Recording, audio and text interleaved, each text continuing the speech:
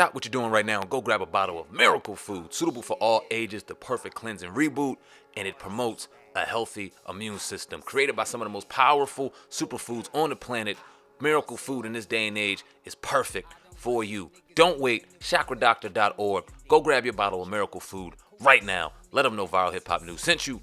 Let's go. Fundamental and critical, meaningful element of the community within which you're involved. I base my manhood on my ability to come through for the people I love. When I'm coming through for them, that's when I thump my chest and say, yeah, I did that because I'm a man. And I think that's where men have to kind of aim our attention. To kind of go and piggyback off that, we've seen our brother Kwame Brown, man. He's been in the news as of late because of something that happened a couple of weeks ago. His name was brought up on the All the Smoke podcast with Steven Jackson and Matt Barnes in a very disrespectful manner. This brother's been disrespected for the last 20 years, been called a bust and things like that. It's relatively quiet, but he's quiet no more. He's going in. A lot of different layers to this, and we love to break this down. You got the Charlamagne layer, you got the man layer, like he was just talking about, He talks about real men and how the media definitely don't want real black men speaking on their airways. And this is why we get Stephen A. Smiths and Charlamagne Tha God and things like that, because they're controlled by a higher entity of oppression. What is your thoughts on all that, brother? Please break it down. We've shared our thoughts on it on the podcast and on our platforms, and we'll love to hear yours. Let me say this. There is, I will give you a quick breakdown of why I think the world loves Kwame Brown. And then I'll break down what I love about Kwame Brown.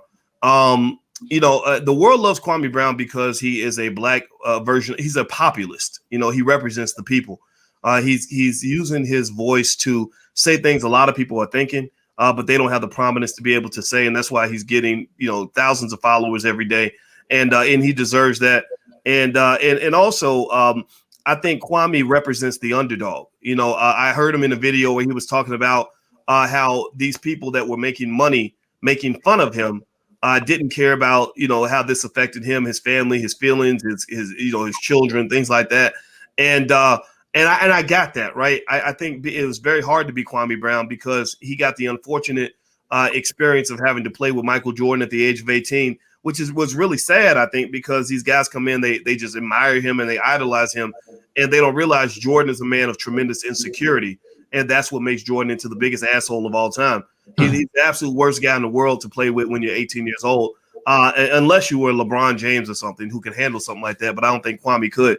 As far as him being a bust, I'm not going to speak to that because he was in the league for 13 years. He made his money. Yep. Maybe he wasn't as good as everyone thought he was going to be, but he wasn't a terrible player. He was probably middle of the road, and that's fine.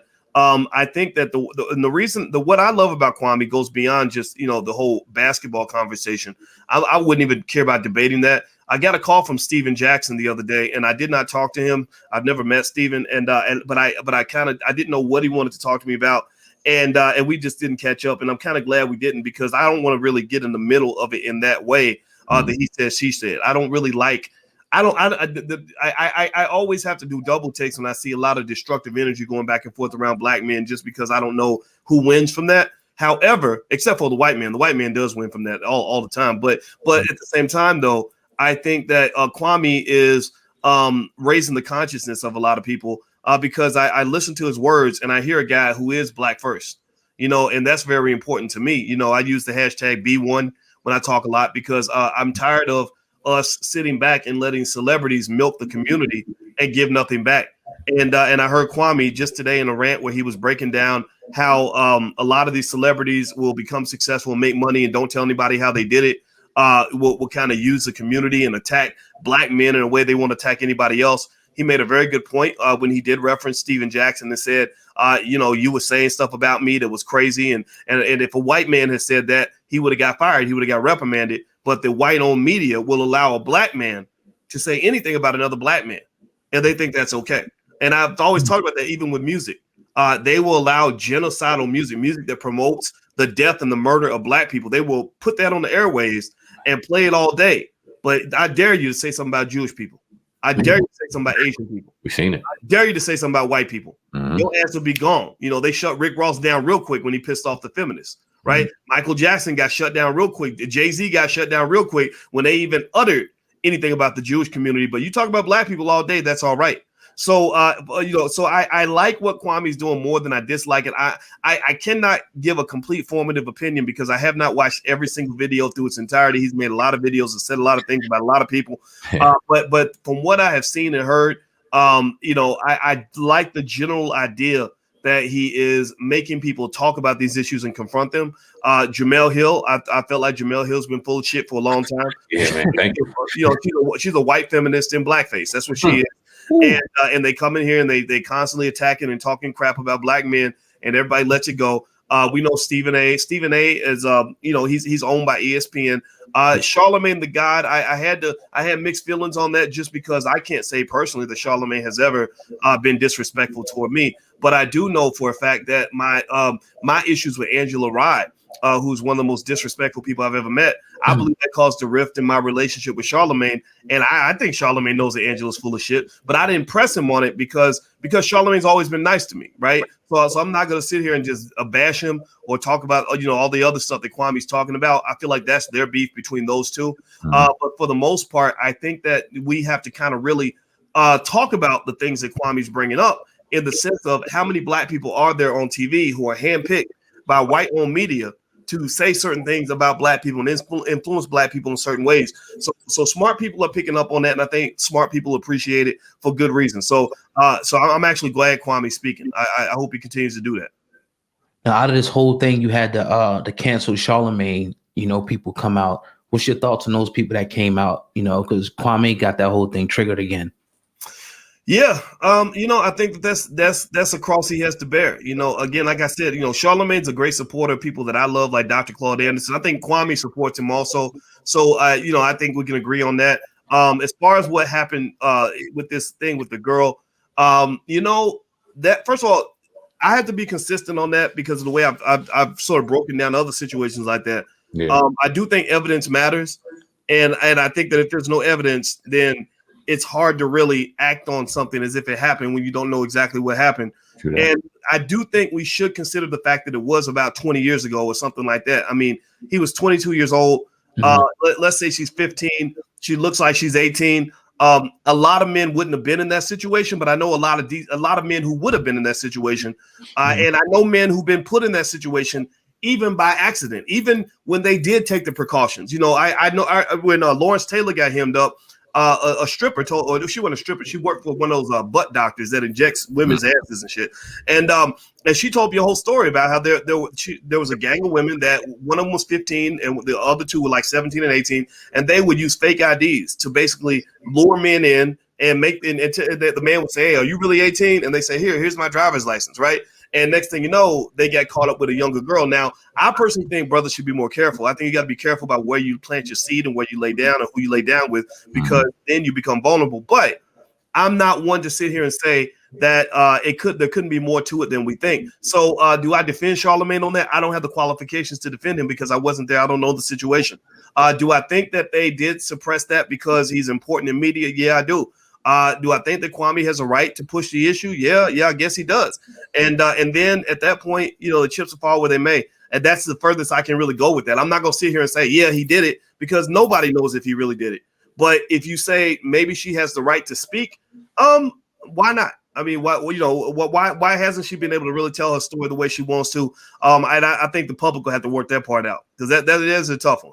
Yeah. Well said. Yeah. Also, to kind of talk about that, he kind of referenced, or Kwame referenced his family and how the media, in particular Charlamagne, when it looked like masked in trying to help Kwame Brown, brought up his father's history, brought up his brother's history, brought up a lot of history to try to make this huge black man look like he's a monster. And when he comes on here and articulates himself with emotion, that they're going to trigger and see just that. And then that gets in the airwaves. I'm glad that he broke that down. What do you think about that, that aspect of it, how the media puts things subconsciously in all of our brains who watch it to demonize, in particular, the black man? Jemele Hill as well. I'm glad you brought her up.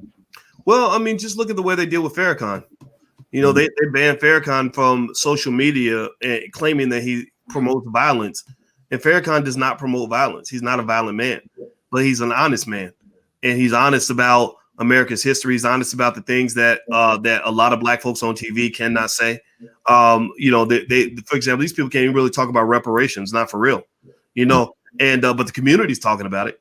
So I think the bigger question is to ask these black celebrities on TV, why is it that there are things the community's talking about that you're not talking about? And I think that with Kwame in his whole family thing, I didn't see everything Charlamagne said about that, but I did see Charlamagne apologize. Yeah. And that apology to me says, okay, so what you're saying is that you did something that was wrong. And then I did see Kwame's response where he did not accept the apology and felt that Charlamagne had overstepped and that Charlamagne had painted him in a certain way deliberately. You know, and is that the case? Well, you know, I think that is true. I think that at that point, I think Charlamagne would probably agree that he shouldn't have even addressed any of that. And I think also the fact that he came out on the air with bad information is a problem. You know, when you talk about something that serious about somebody's family, you better have your I's dotted and your T's crossed. And it sounds like they did not have that done. And it sounds like it made it worse. It's made it worse for Charlamagne because now Kwame is coming back, not accepting the apology and doubling down on his original statement that the lady needs to be heard. And I think that having her heard is the thing that they're afraid of. They don't even they don't want anybody talking about it at all.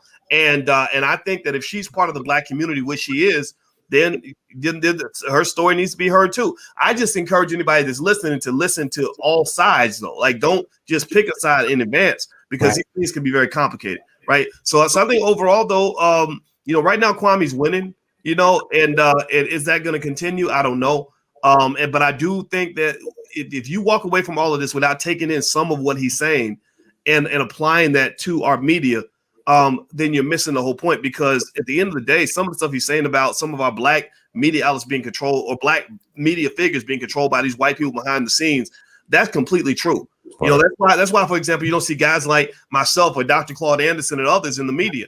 They'll bring some fucking clown on and talking about the stuff that we're supposed to be experts in, but this person knows nothing about it. But they pick those people because they're safe. They love the safe Negro, and that is what Kwame's pointing out, and I'm glad he's doing that. Good, man. This is Sam Ant, CEO of Viral Hip Hop News. Listen, I appreciate each and every one of y'all who are going to check out this documentary. Shout out to my man Lonnie Fresh. Do me a favor, go to YouTube right now. Go subscribe to Viral Hip Hop News, one of the best hip hop platforms out here right now. We also have The Hub, Hip Hop News Uncensored, of course, the podcast, the baddest podcast out, the Hip Hop Uncensored podcast. We drop 7 days a week, doing this thing 100% independent. There was not one day that I was at work on the Fresh Prince of Bel-Air that I wished I was somewhere else. Now let's talk about the Players Club, because you, I think, correct me if I'm wrong, that's like your first major role in a movie, right? Taking over the game. Really appreciate each and every one of y'all.